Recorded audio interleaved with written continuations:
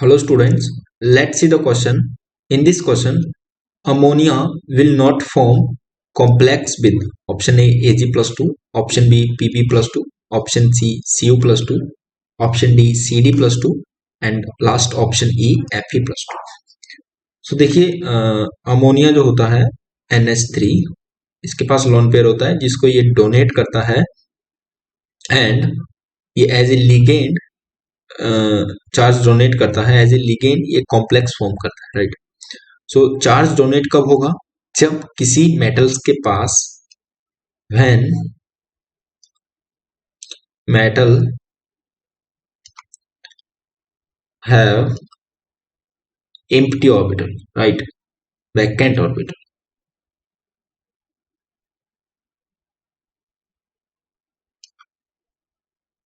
Right और अगर हम बात करें कॉम्प्लेक्स फॉर्मेशन की,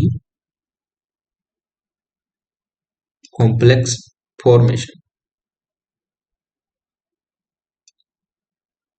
तो देखिए किसी भी केमिकल कंपाउंड का फॉर्मेशन तब होगा जब उनके बीच में उनके ऑर्बिटल्स हाइब्रिडाइजेशन के लिए अवेलेबल हो राइट. सपोज हम फॉर एग्जांपल हम देखते हैं कि किसी स्पीसीज के अंदर s और p ऑर्बिटल वैकेंट हैं तो ये ऑर्बिटल्स हाइब्रिडाइजेशन से sp orbital sp hybrid orbital form करेंगे जो कि फॉर्मेशन आगे होगा मॉलिक्यूल का राइट. अगर सपोज करो कि s ऑर्बिटल किसी कंपाउंड के पास में वैकेंट ही नहीं है तो क्या वो हाइब्रिडाइजेशन के अंदर पार्टिसिपेट करेगा? क्या विदाउट s कभी sp हाइब्रिडाइजेशन हो सकता है? क्या विदाउट s कभी sp2 हाइब्रिडाइजेशन होगा? क्या विदाउट s कभी sp3 हाइब्रिडाइजेशन होगा? sp3d sp3d2 sp3d3 right. Hybridisation के अंदर s ऑर्बिटल या फिर p ऑर्बिटल या d ऑर्बिटल इनका वैकेंट होना जरूरी है तभी ये हाइब्रिडाइजेशन के अंदर पार्टिसिपेट करते हैं और एक कॉम्प्लेक्स और कंपाउंड का फॉर्मेशन होता है राइट. सो हम इसी कंसेप्ट के ऊपर हम चेक करते हैं कि Ag+2 जो है राइट इसका इलेक्ट्रॉनिक कॉन्फ़िगरेशन क्या है. वहां से हमें इंफॉर्मेशन मिलेगी कि इसके पास कितने वैकेंट ऑर्बिटल्स हैं राइट. सो Ag+2 इसका जो इलेक्ट्रॉनिक कॉन्फ़िगरेशन होता है वो होता है Kr+2 का इलेक्ट्रॉनिक कॉन्फ़िगरेशन लिख रहा हूं मैं Kr4d9 राइट. Kr4d9 यहां पे 5s ऑर्बिटल वैकेंट है और d ऑर्बिटल भी वैकेंट है तो अमोनिया के पास p ऑर्बिटल है सो हाइब्रिडाइजेशन फॉर्म होगा राइट. सो Ag+2 के साथ में d ऑर्बिटल भी वैकेंट है अमोनिया कॉम्प्लेक्स फॉर्म करेगा complex formed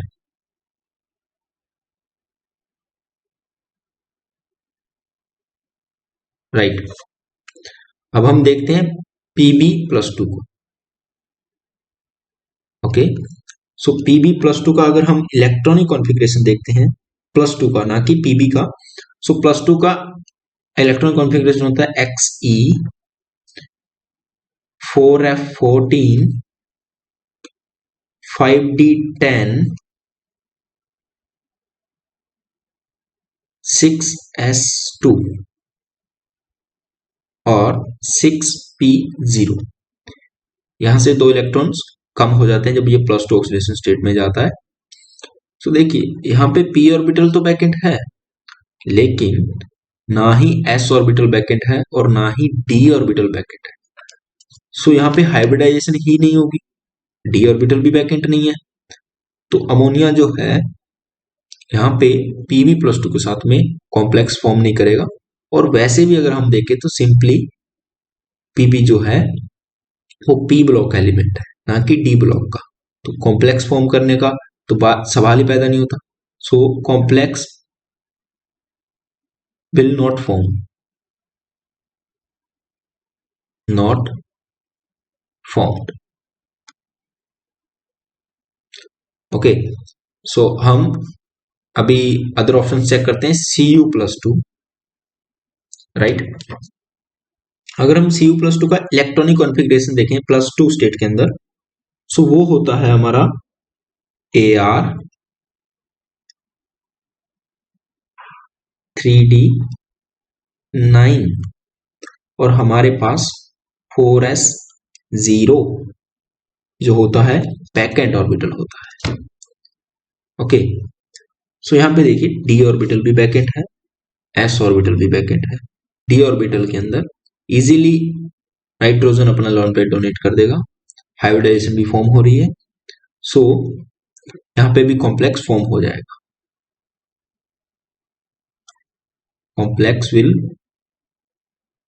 formed, right. So अब हम चेक करते हैं कैडमियम Cd2+ को. सो Cd2+ का इलेक्ट्रॉनिक कॉन्फ़िगरेशन होता है +2 स्टेट के अंदर Kr4d10 5s2 और ये कैडमियम का होता है +2 ऑक्सीडेशन स्टेट के अंदर 5s0 हो जाए, राइट. 0. हालांकि यहां पे D10 कॉन्फ़िगरेशन है, लेकिन हाइब्रिडाइजेशन के लिए 5s ऑर्बिटल वैकेंट है, तो यहां पे भी कॉम्प्लेक्स फॉर्म हो जाएगा. Complex will formed, right. So अब हम चेक करते हैं Fe+2. Fe+2 का इलेक्ट्रॉनिक कॉन्फ़िगरेशन होता है simply 3d6 4s0, right. D orbital भी वैकेंट है, एस ऑर्बिटल भी वैकेंट है. स्ट्रॉन्ग हाइब्रिडाइजेशन फॉर्म होगा, जिसकी वजह से कॉम्प्लेक्स इजीली फॉर्म हो सकता है अमोनिया के साथ में, और होते भी हैं एग्जांपल्स. Complex will